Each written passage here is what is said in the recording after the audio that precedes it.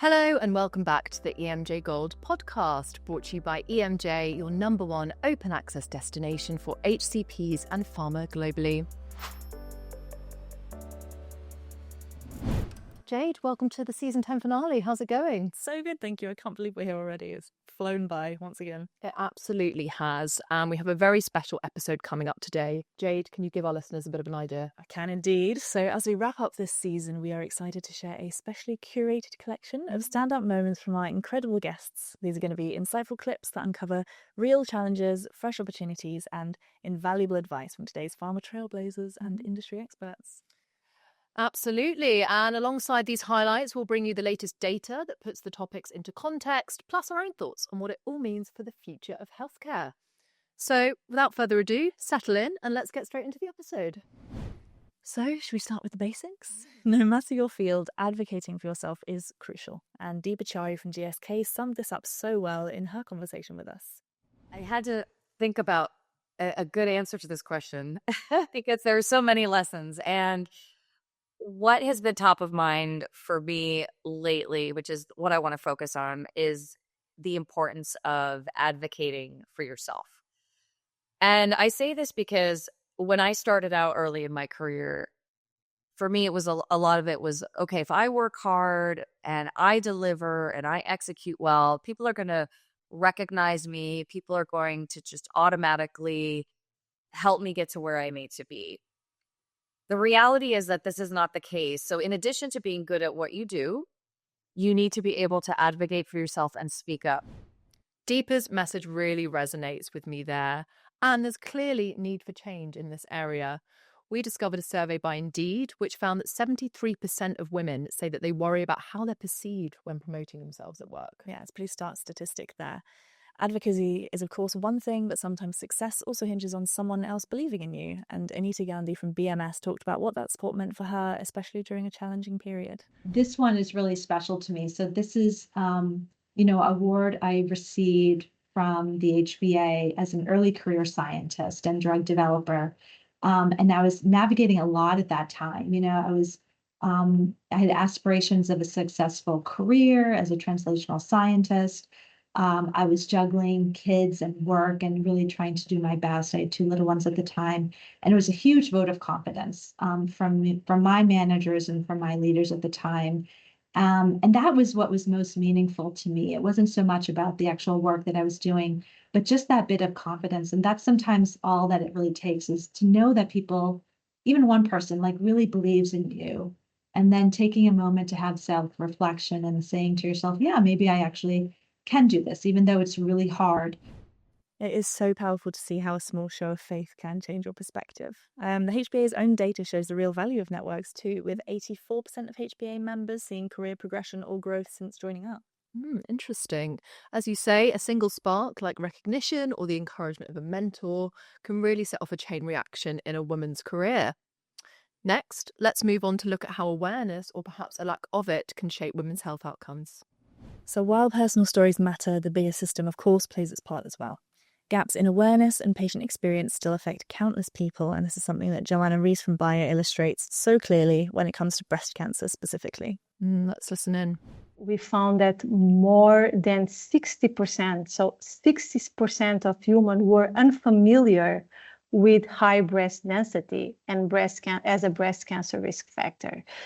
So I would say we are moving in the right direction for sure, but there is still a lot to do, especially when it comes to making a more aware of what breast density means for their health and making sure they have access to the right screening at the right time and the options available.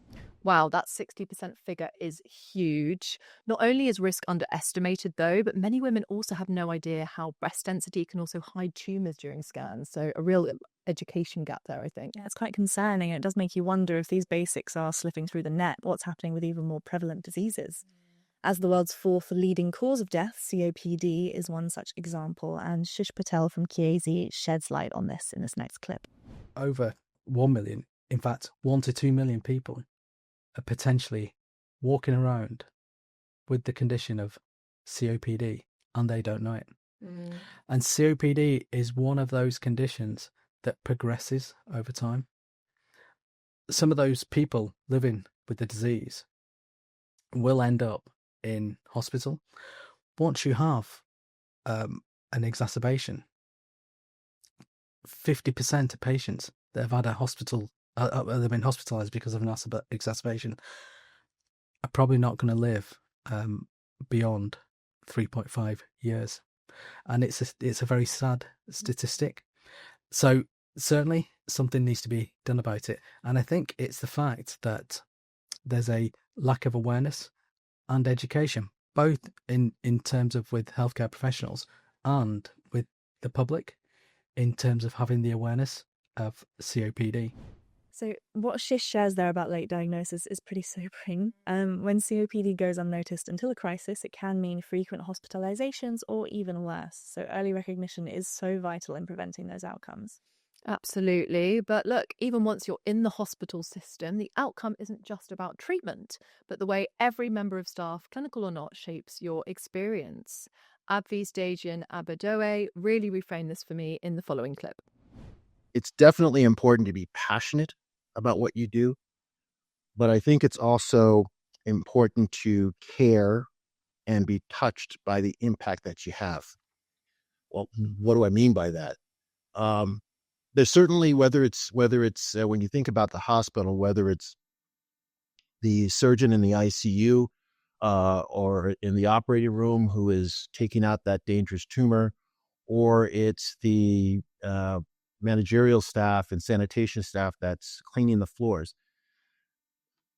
They both are having the same impact, which is to provide a positive experience for anyone coming into that hospital. I think that's such a powerful reminder that quality healthcare really depends on the entire team working together at every level.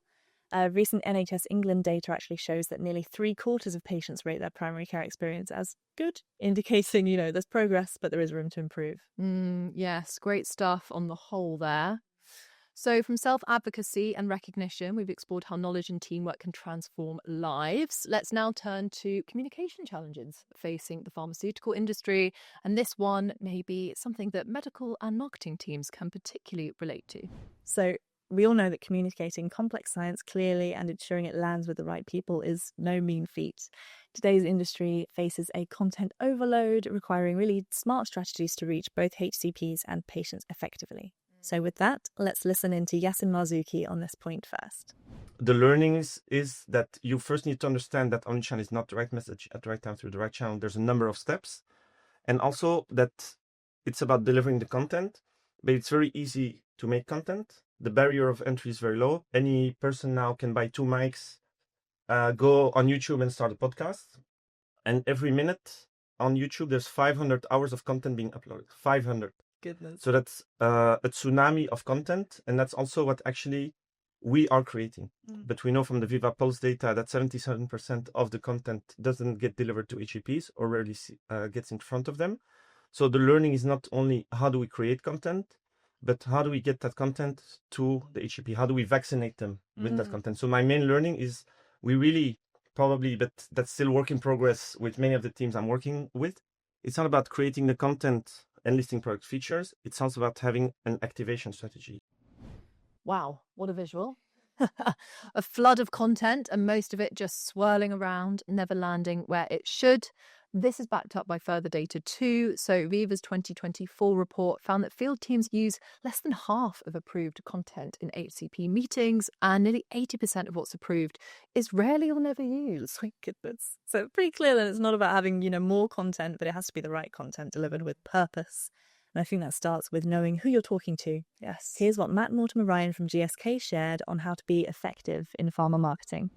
So the insight really needs to be pulled through to your strategy. It needs to be pulled through to your creative, the channels that you're using. It needs to be pulled also through to the KPIs that you're measuring.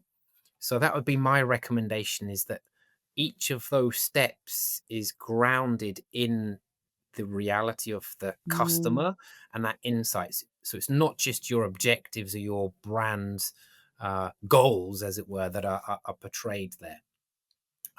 So when we implemented our global campaign, I'd always check back when in execution mode, is the strategy reflected in the insight? Does the creative speak to the emotional drivers? Do these channel assets that we've created, are they addressing the real barriers that we know of our customers? And if not, go back and rework it.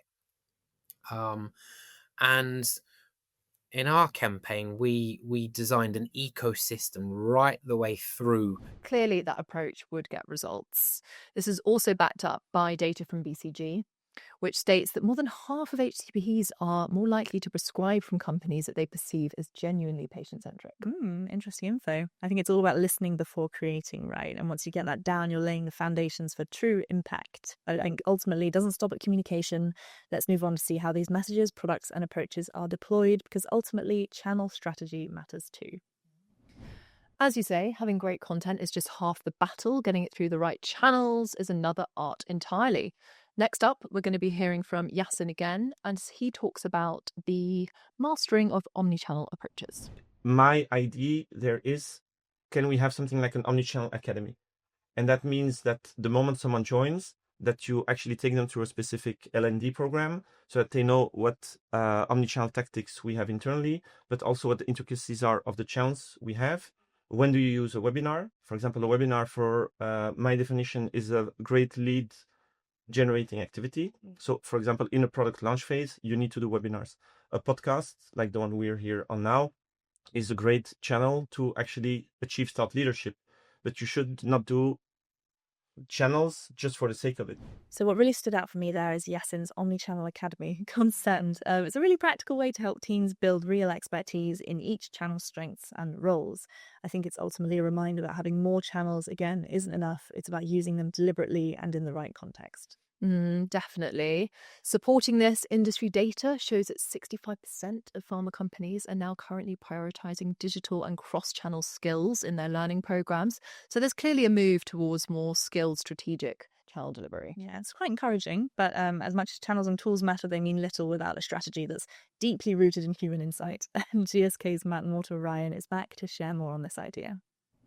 And you asked me about patient centricity. That really crystallized for me in global roles, because I realized actually to create campaigns that really resonate across countries, across cultures, and across healthcare systems, we really had to start with the patient in mind and not actually the product or the brand.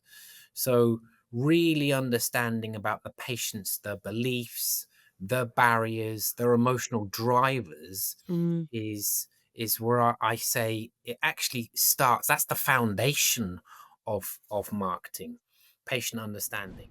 Matt's perspective lands really well with me. I think when campaigns reflect real-world emotions and barriers, they obviously feel more genuine and just work better. Yeah, no, I completely agree with you there. But of course, none of that matters without access. No matter how good a campaign is, if patients and providers can't get the medicines or diagnostics that they need, we've clearly still got a long way to go. So with that, let's move on to those challenges. So it's one thing to have brilliant science and smart campaigns, but systemic barriers still prevent many from accessing essential medicines and diagnostics. The consequences for this aren't just individual, but they ripple widely across society. Let's hear from Pfizer's Richard Maughan on this topic. We tend to find that access to medicines in this country is relatively restricted compared to other countries. Around 37% of medicines are fully available to patients in the UK, whereas, in England rather, whereas in Germany it's more like 90%, in Italy it's more like 75%. Okay, so there's quite a big kind of difference there. It's not to be critical. I think it's important to understand the problem so that we can take action. And actually, the health secretary himself has talked about this recently. He used some quite strong language. Actually, he talked about it being almost like a guilty secret of this country that when people go to see a doctor, they think they're going to be able to get the best treatment available, but this isn't always the case. Wow, those percentages are really striking, and there's even more. So new data from the British Generic Manufacturers Association shows that nearly half of UK adults have struggled to get prescribed medicines in the last 2 years, and 1 in 12 were unable to secure a prescription at all. So clearly there are some tangible barriers in place. Yeah, and I think medicines are only part of the story. Access to diagnostics and screening isn't consistent either, which Joana Reis comes back to explain to us. If we divide it in high-income countries, we'll face underuse of proven tools like breast MRI in high-risk populations or in human with extremely dense breasts, often due to reimbursement, due to workforce capacity or awareness gaps.